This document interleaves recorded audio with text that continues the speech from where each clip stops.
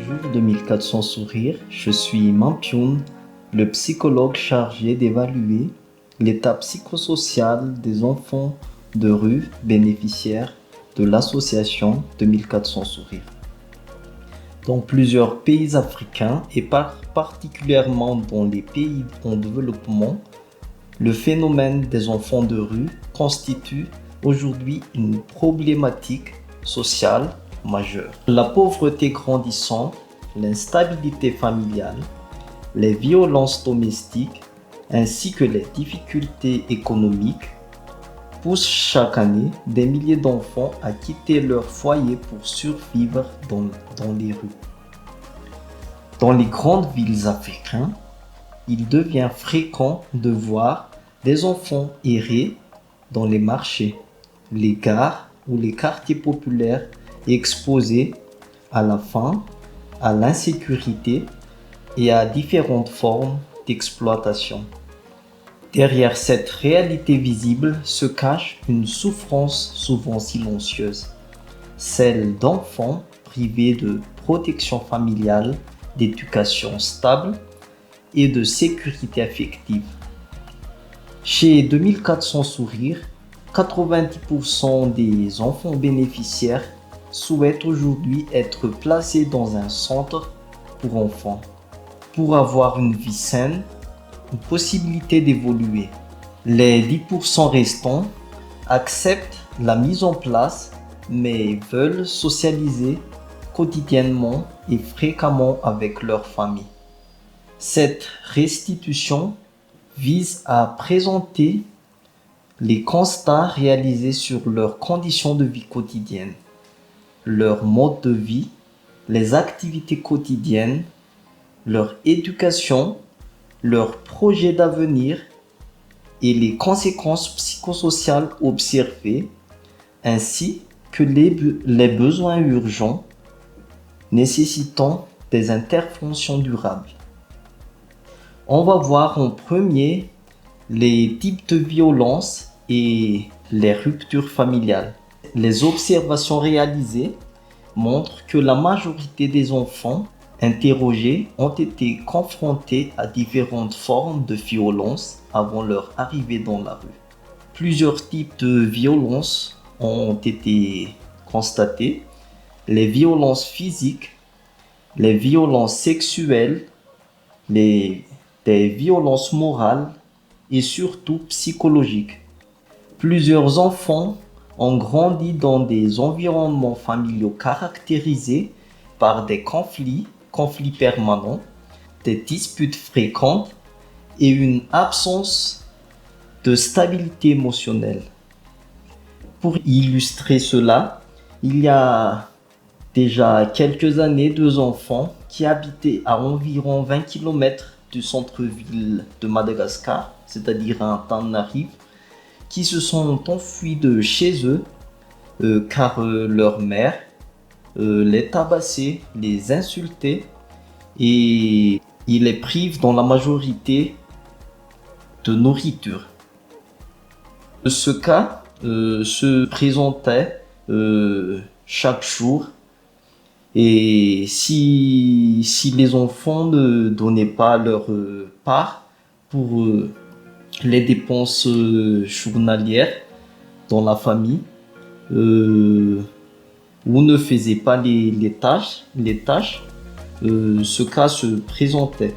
À la fin, les deux ont décidé de partir car ils avaient peur constamment de leur mère.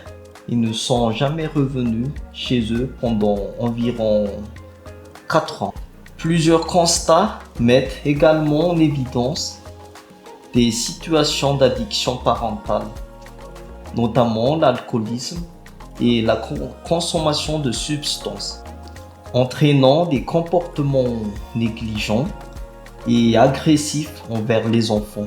Dans certains cas, les enfants sont aussi victimes d'exploitation économique ou de non-respect de leurs droits fondamentaux, les obligeant à travailler très tôt pour participer à la survie familiale.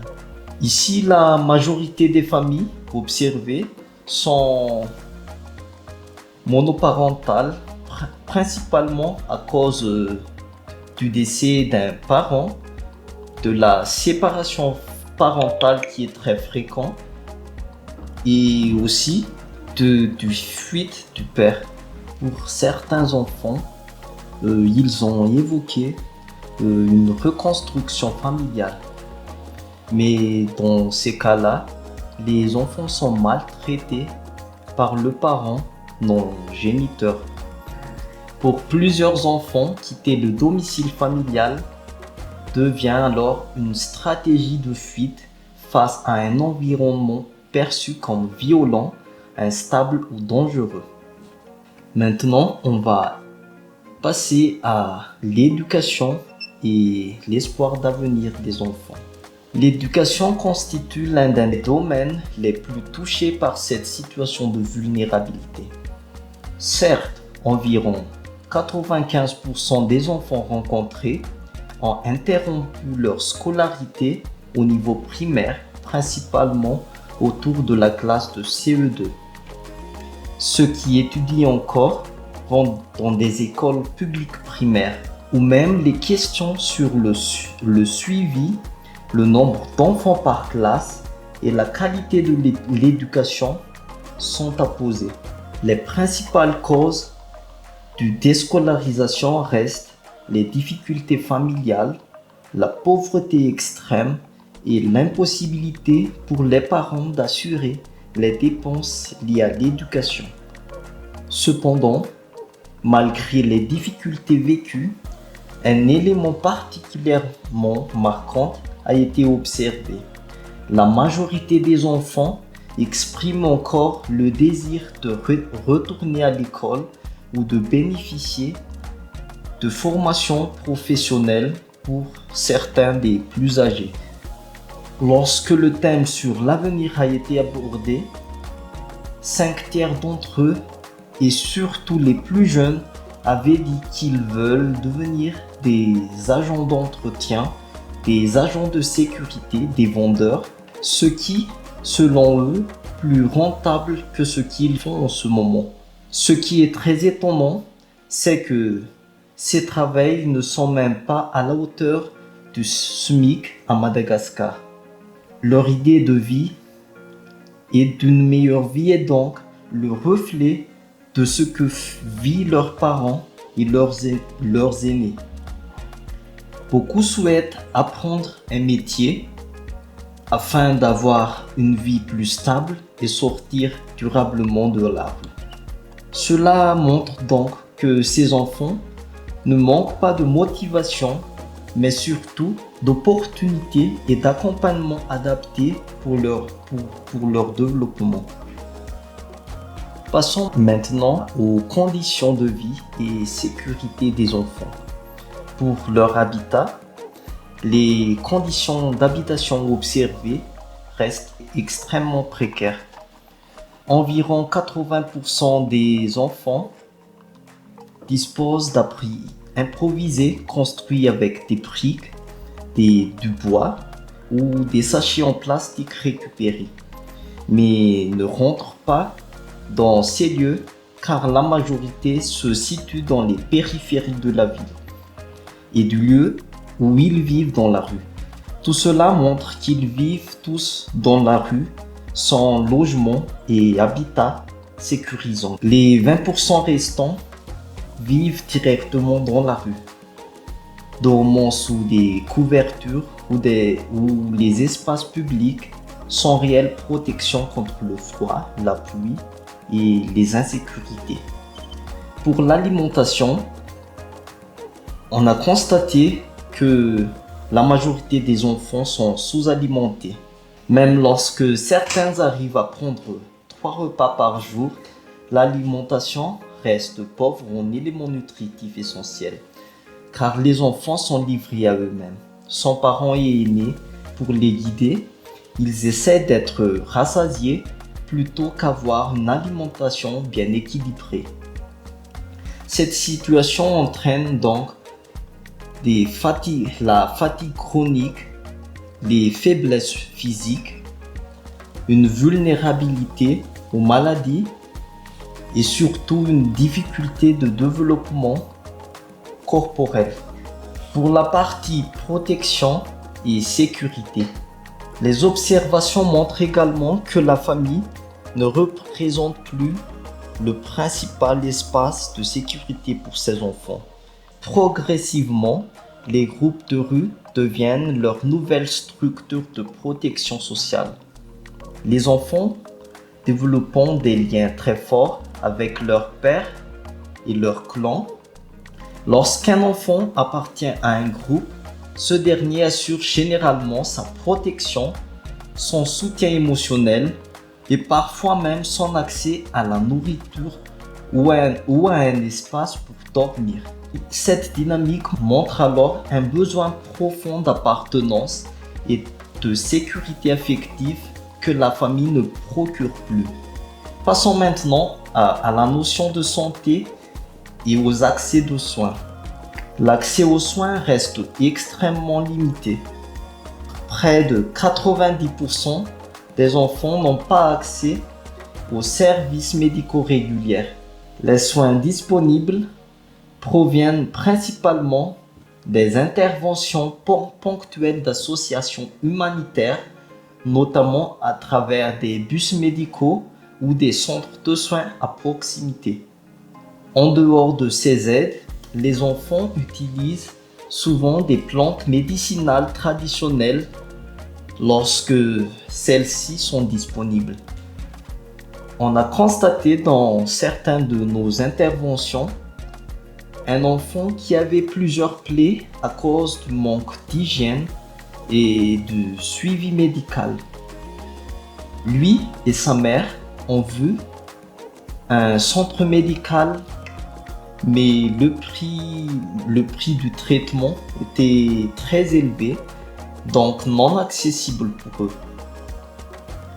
La mère a raconté qu'elle pouvait rien faire pour l'enfant et a demandé de l'aide. Après cela, on lui a donné accès au bus médical qui est en collaboration avec l'association 2400 Sourires, et l'accès à un traitement et un suivi a été mis en place. L'enfant se présente aujourd'hui plutôt bien dans une voie de guérison. On va voir maintenant le mode de vie et les activités quotidiennes des enfants.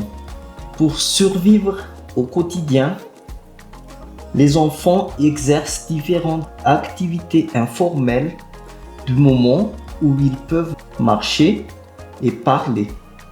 La majorité pratique la mendicité, la surveillance ou le placement des voitures dans les parkings, le transport de charges, le tirage de charrettes ou encore de petits travaux occasionnels.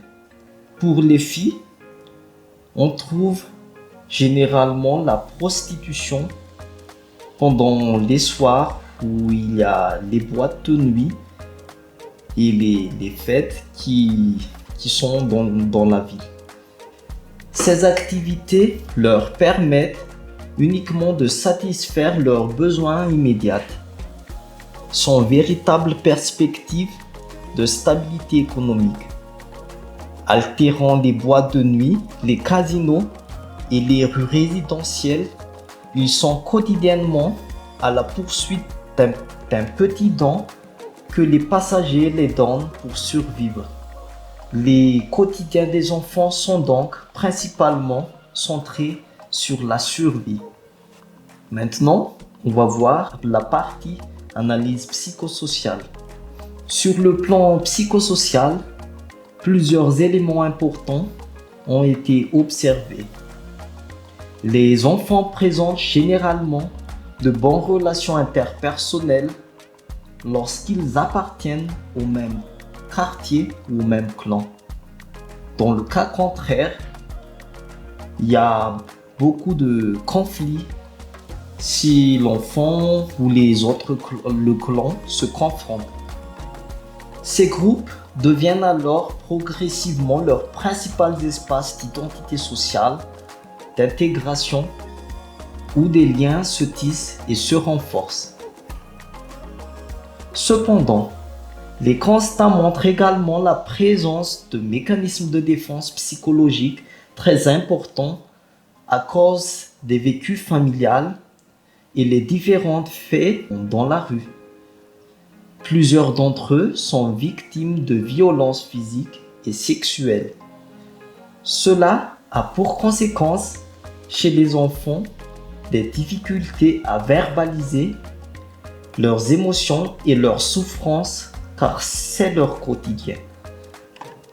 Plusieurs enfants présentent des blocages émotionnels, un stress constant, un stress post-traumatique, une grande méfiance, une faible capacité de résilience, ainsi qu'un besoin très fort d'appartenance et de reconnaissance sociale. Pendant nos interventions, j'ai pu constater que les enfants tissent des liens très forts avec les bénévoles de l'association, là où ils peuvent trouver de l'amour, de la chaleur corporelle et de sécurité.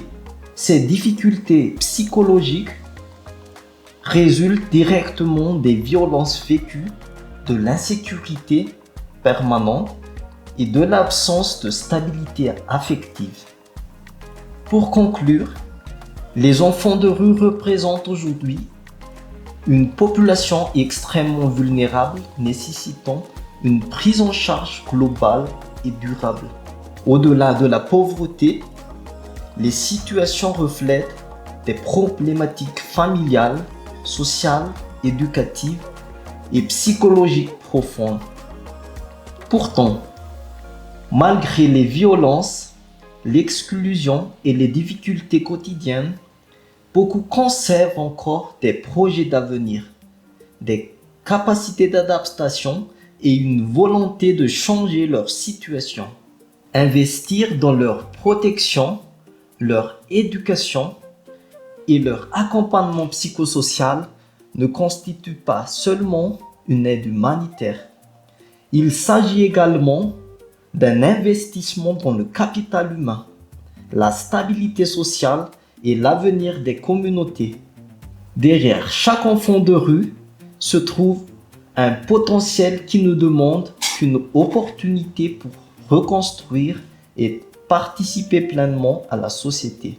Pour finir, je vous remercie sincèrement pour votre attention, votre écoute et l'intérêt porté à cette réalité humaine qui nécessite notre engagement collectif.